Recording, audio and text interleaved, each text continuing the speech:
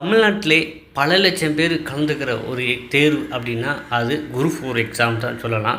இந்த குரூப் 4 எக்ஸாமுக்கு எத்தனை பேர் அப்ளை பண்ணியிருக்காங்க, எத்தனை ஆண்கள், எத்தனை பெண்கள், எத்தனை சென்டரில் எழுத போகிறாங்க அப்படிங்கிற அதிகாரப்பூர்வ தகவல் வெளியாகிருக்கு. அது என்ன அப்படிங்கிறத பார்க்கலாம். ஸோ இன்றைக்கி பார்த்தீங்கன்னா குரூப் 4 எக்ஸாமுக்கு 20 லட்சத்துக்கு மேலே போடுறாங்க. மொத்தம் வேக்கன்சி பார்த்தீங்கன்னா வெறும் 6244 வேக்கன்சிக்கு 20,37,101 பேர் எழுத போகிறாங்க. சரிங்களா? 20,37,101. அதில் ரிஜெக்ட் ஆனவங்க 327 பேர் மட்டும்தான். இதில் ஆண்கள் பார்த்திங்கன்னா கம்மியாக தான் அப்ளை பண்ணியிருக்காங்க.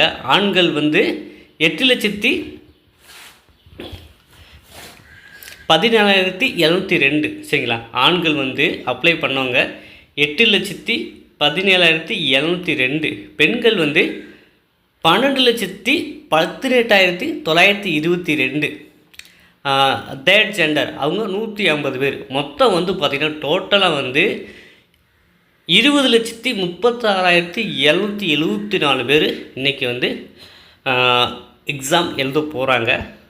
எத்தனை டிஸ்ட்ரிக் அப்படின்னா 38 டிஸ்ட்ரிக். எத்தனை சென்ட்ரு போட்டிருக்காங்க அப்படின்னா 7,247 சென்ட்ரு.